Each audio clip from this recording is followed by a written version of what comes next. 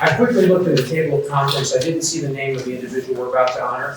Nor, by the way, did I see Jane Ann Murray's name, which I expected to be there as well as our second chance and second look advocate.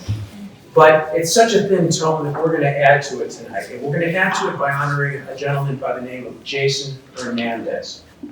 And Jason, I have to say, I didn't know this until earlier today, thanks to Clay, that the petition was written in part by my law school classmate and friend, Mark Osler, who came to the Trial Penalty Summit, who's a dear friend of mine and did that work, and I had no idea, so it's very, very satisfying to me. Jason Hernandez was 21 when he received a life without parole sentence. He was 21 when he received that sentence, plus 320 years to do. He is out because of the hard work of lawyers like us, like all of you, that saw that somebody was capable of being not redeemed, because he redeemed himself, and I'm going to come to that in a second, but successfully taken out of the system, right? And that one, and for those of you who work with me a lot and are annoyed by me a lot, my wife, Kyle, Jesse, Kate, you know that I cannot stand any adjectives or nouns. I like verbs. And the history of redemption hides something. It hides who redeemed whom. And Jason Hernandez, the reason we're giving him this award is because he redeemed himself. He recognized himself. He never said, I'm innocent.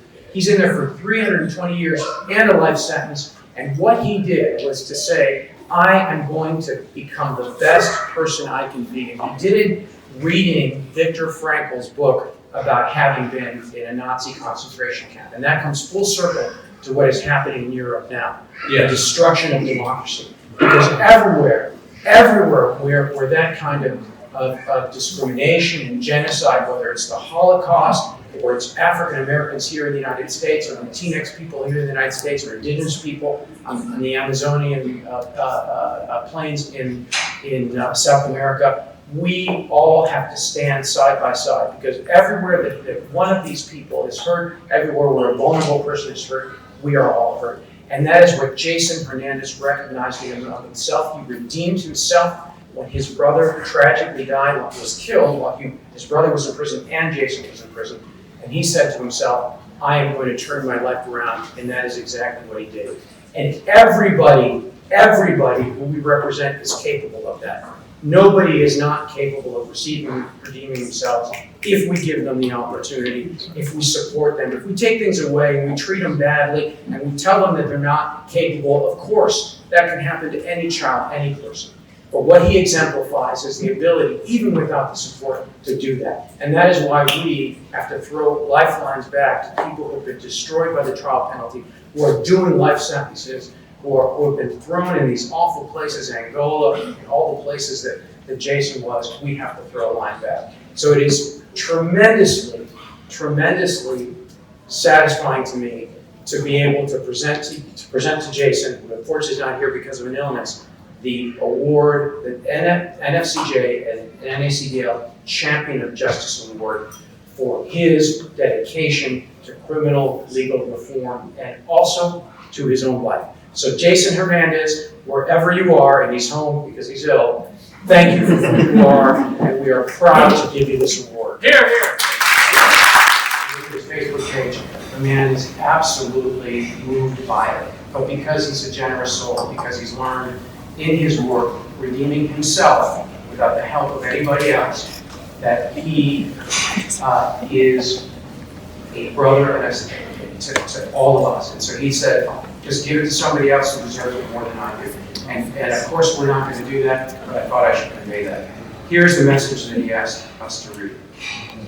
It is with much appreciation and honor to be recognized by such a prestigious group of lawyers from Texas and across the United States for the work I have done since I obtained my freedom. It's not even right to call it work, because it's something that I love and enjoy doing, which I'm sure you do as well. I myself am a jailhouse attorney. I commonly tell people I was not certified by the bar, but I was certified behind bars. With one of the major differences being I am not wealthy. But it is in those we help is where we get the most satisfaction, and that is our payment. When I was told by Angela and Frederick Giles that I was being honored for this award, and I would accept it and be present to achieve it, I responded immediately, yes. And I'm so very sorry I'm not present to receive this award, but most of all, disappointed I will not be able to meet you and hear about the work and causes that you are involved in. I've been on both sides of the coin, where I have relied on counsel to fight and plead for my freedom, and now prisoners and families contact me so that I will fight for them and for their freedom. I feel better about myself just reading this thing.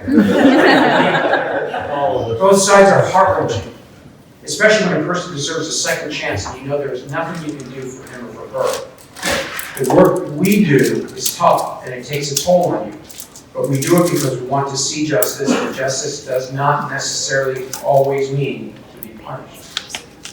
As a former Supreme Court Justice Kennedy stated at the American Bar Association in 2011, and I reiterate today, quote, "A people confident in its laws and institutions should not be ashamed of mercy.